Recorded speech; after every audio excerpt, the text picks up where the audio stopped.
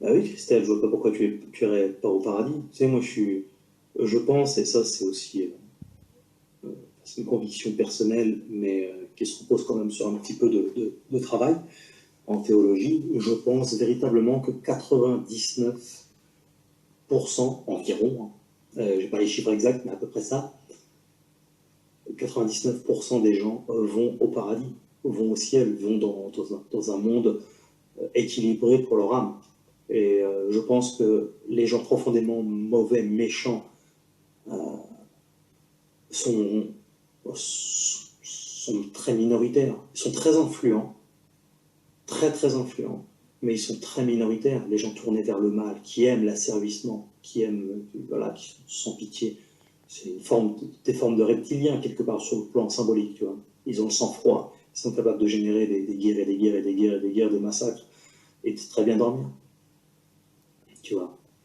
Donc, sous ce point-là, ce sont des reptiliens. Mais bon, c'est pas des lézards, hein, c'est pas des extraterrestres non plus. Ce sont des satanistes. Et donc, cette petite catégorie de gens-là, face à Jésus, ils le détesteront. C'est des gens qui changent, il y a peu de chances qu'ils changent. Mais donc, ils se damneront eux-mêmes. Ils iront en enfer, c'est évident.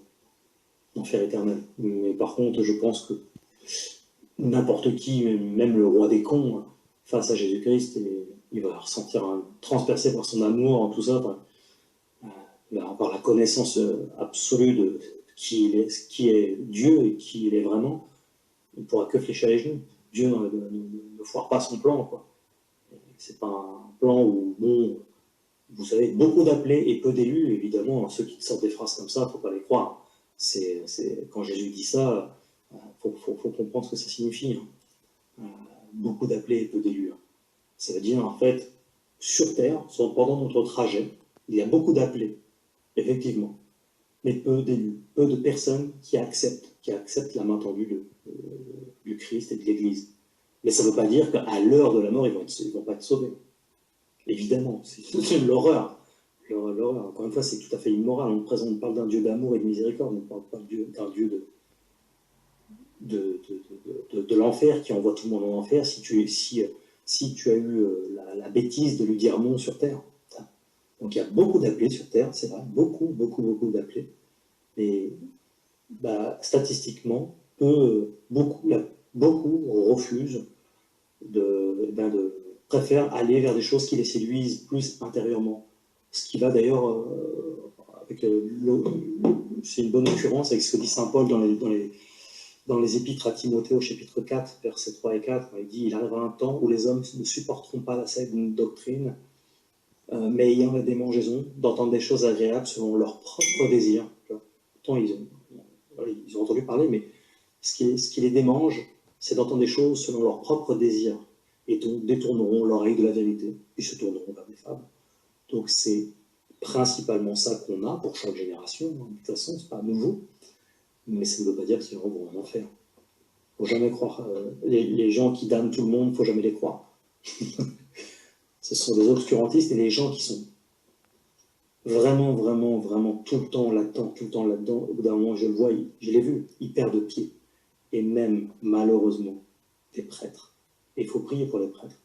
Il y a même des prêtres qui parfois peuvent être très durs et damner tout le monde. Et, mais c'est inconscient, ça va très très vite.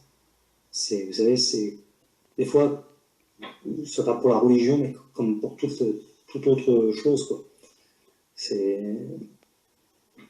On peut vite partir dans certaines formes d'extrémisme.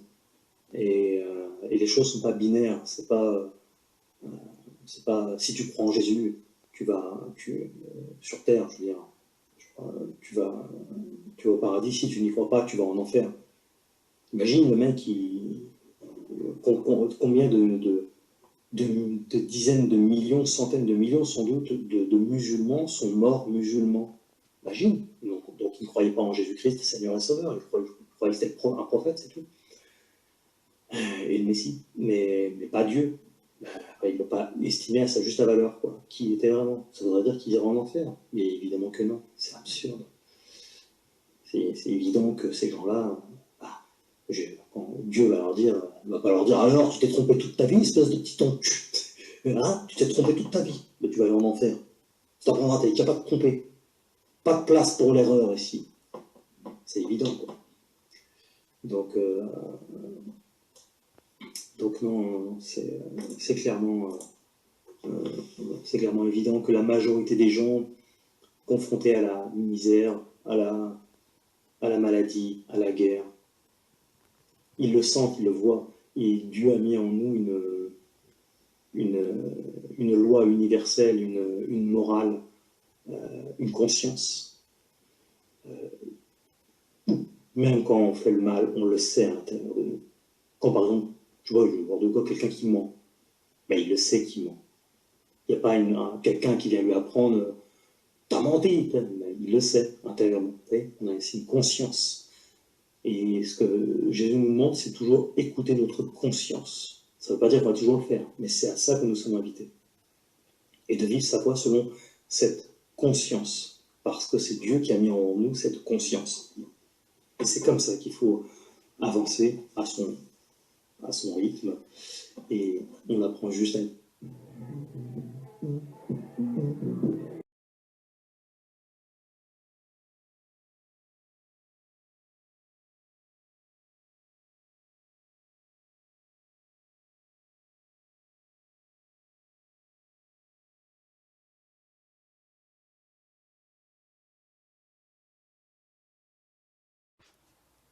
Voilà, donc on vient d'écouter Morgan Priest qui nous dit que euh, on peut aller au ciel sans croire en Jésus. Un musulman qui croit que Jésus n'est qu'un simple prophète peut aller au ciel.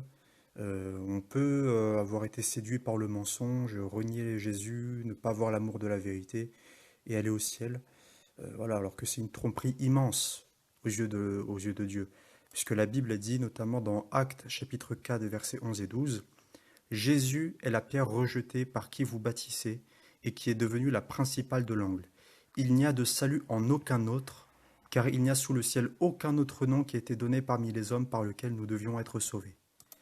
Il y a aussi Jean chapitre 3 verset 36 qui dit « Celui qui croit au Fils a la vie éternelle, celui qui ne croit pas au Fils ne verra point la vie, mais la colère de Dieu demeure sur lui. » Et il y a Jean chapitre 14 verset 6, Jésus lui dit « Je suis le chemin, la vérité et la vie.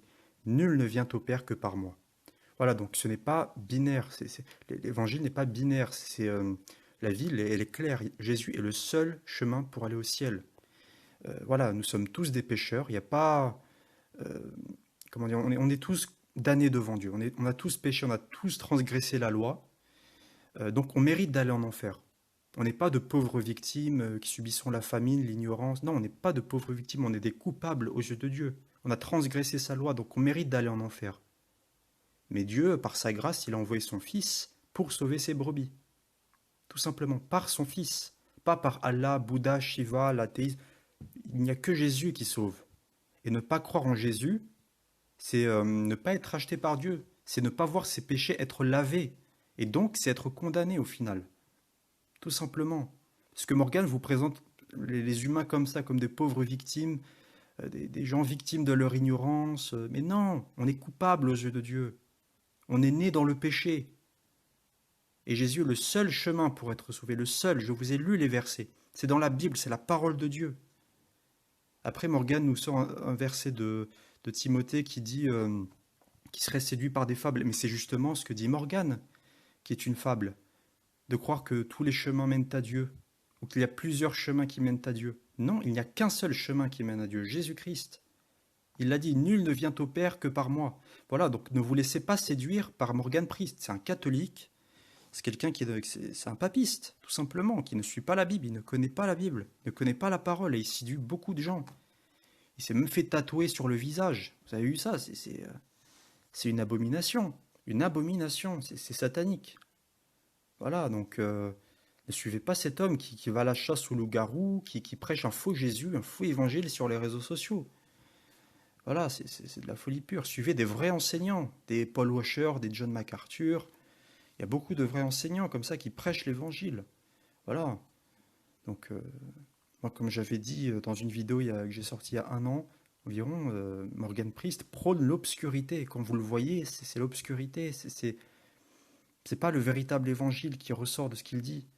Tout simplement, Morgan Priest en plus soutient Poutine, soutient Asselineau, il soutient les grands de ce monde. Alors que non, il faut avoir foi en Dieu. Il faut avoir foi en Dieu et Jésus est le seul chemin pour être sauvé. Il n'y en a pas d'autre. Il est le seul chemin. Croyez en Jésus-Christ, repentez-vous et croyez en Jésus-Christ, croyez en son sacrifice parfait. Détournez-vous du mal, détournez-vous des mensonges, détournez-vous des idoles et croyez au Fils de Dieu. Soyez bénis, au revoir.